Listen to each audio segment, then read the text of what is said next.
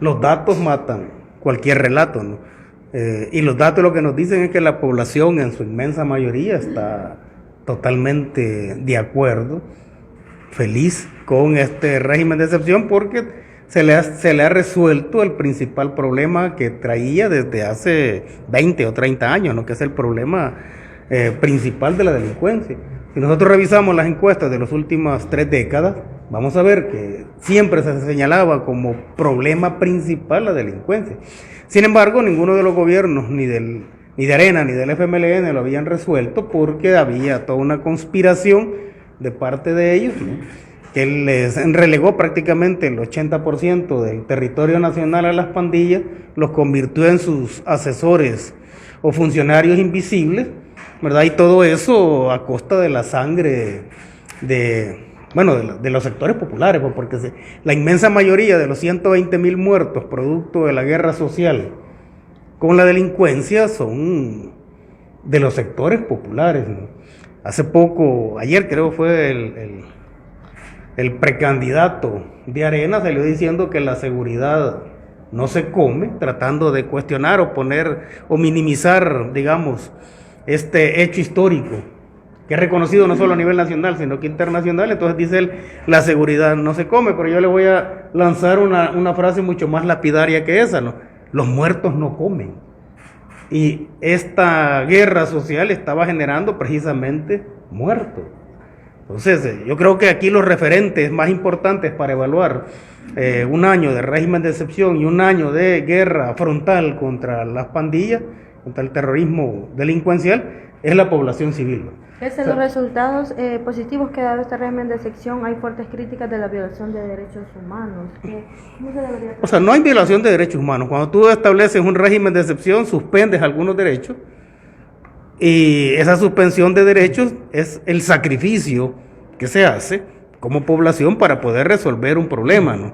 Ahora, si tú te pones desde la lógica de los victimarios, que en este caso serían los delincuentes, tú podrías hablar, si quieres, de violación de los derechos humanos, ¿no? Pero cualquiera en su sano juicio se va a poner, inclusive dentro de lo que es el origen fundacional de la definición de derechos humanos, nos vamos a poner en función de verlo desde la perspectiva de la víctima.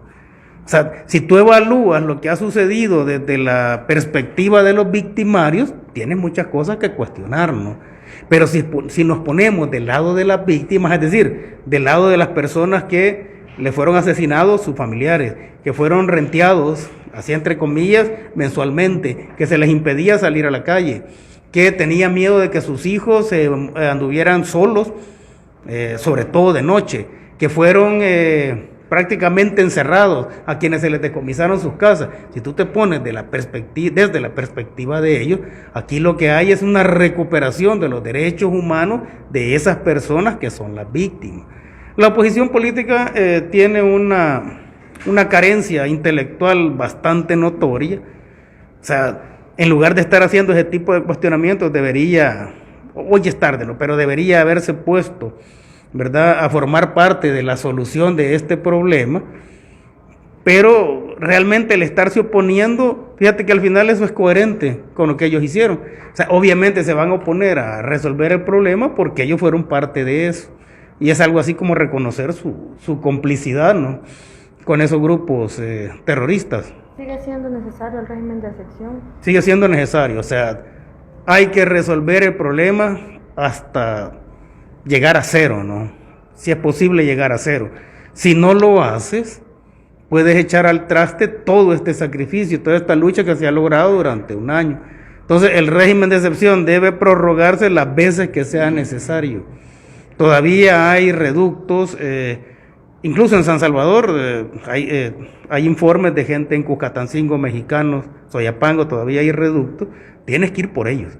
Tienes que ir por ellos porque no puedes dejar una masa crítica que posteriormente pueda implicar el resurgimiento de la delincuencia. Aparte de que si vas a resolver un problema, lo vas a resolver del todo, así como después vas a resolver del todo las causas de ese problema. La implementación de los cercos militares en todos los departamentos es necesario, ¿no? Es necesario, por supuesto. Obviamente los delincuentes son personas listas, ¿no? Ustedes se han movido. ¿Dónde hace falta la implementación? La verdad que esa es una información que la maneja digamos, es seguridad del Estado, pero en San Salvador todavía es necesario, San Miguel, Santana, de acuerdo a los informes, y si todas las cosas funcionan tal como deben funcionar para construir gobernabilidad, va a ser la misma gente la que va a asumir la defensa de su territorio y va a ser la que va a denunciar la presencia todavía de esos reductos delincuenciales, ¿no? Señalar lugares específicos realmente no conviene, y además esa es información de seguridad del Estado, ¿no? Desde su punto de vista profesional, ¿considera que el régimen de excepción y también esa estrategia de seguridad se puede hablar de una transformación social?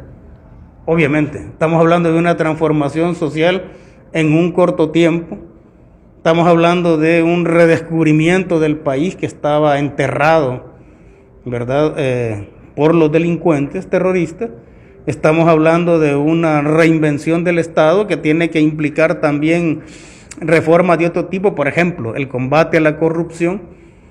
Si tú resuelves el problema de la delincuencia, también tienes que irte por el problema de la corrupción, que ha sido el otro gendarme de la gobernabilidad de los gobiernos anteriores, y vamos a ver que si resuelves esos problemas principales, delincuencia, corrupción, tú puedes realmente reinventar este país y puedes...